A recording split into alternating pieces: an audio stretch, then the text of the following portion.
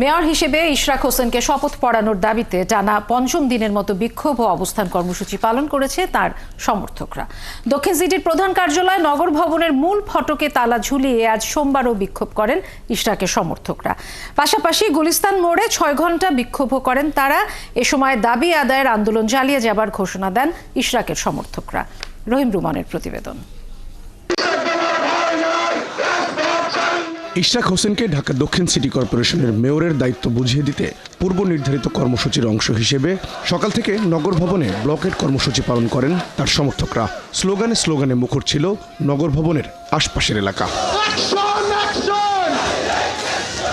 বেলা 11টায় এই কর্মসূচি শুরু হবার কথা থাকলেও সকাল 9টার পর দক্ষিণ সিটির বিভিন্ন এলাকা থেকে খণ্ড খণ্ড মিছিল নিয়ে নগর ভবনের প্রধান ফটকে অবস্থান নেন তার কর্মী সমর্থকরা।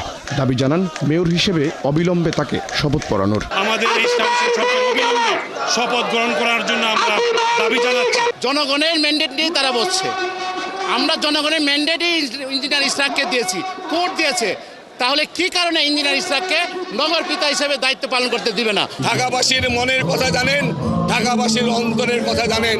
তারা তার নির্বাচিত মেয়রকে এই সিটি কর্পোরেশন, ঢাকা দক্ষিণ সিটি কর্পোরেশন দেখতে চায়। নগর ভবনের সামনে ঢাকাবাসীর ব্যানারে অস্থায়ী মঞ্চ তৈরি করে পরিবেশন করা হয় প্রতিবাদী গান। অসহযোগিতার অভিযোগে এই মঞ্চ থেকে স্থানীয় সরকার উপদেষ্টা আসিফ মাহমুদ সজীব ভুইয়ার পদত্যাগও দাবি করেন তারা। উচ্চ আদালত যখন রায় দিয়েছে ওনার পক্ষে, ওনার কার্যক্রম দেওয়া হোক। একটি কুচক্রী মহল মনে হয় এখানে কাজ করছে, দেশের সার্বিক পরিস্থিতি বজায় রাখুক, সেটা চাচ্ছে না তারা।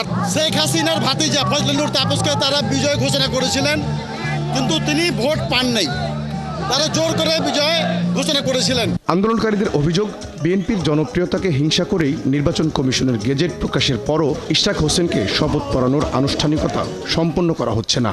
দাবি আদায় না হলে আরও কঠোর কর্মসূচিরও হুঁশিয়ারি দেন তারা। ইশরাকের উপর বৈষম্য হচ্ছে, সাদেক হোসেন খোকার পরিবারের প্রতি বৈষম্য হচ্ছে।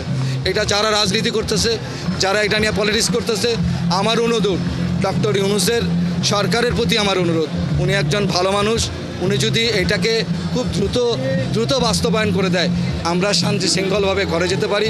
আগামীতে আমরা এই ঢাকা ব্লক করে দেব ইনশাআল্লাহ। প্রয়োজন হলে আমরা আমরণ অনশন করব যতক্ষণ পর্যন্ত ইঞ্জিনিয়ার ইশরাককে তার আসনে না বসানো হয়।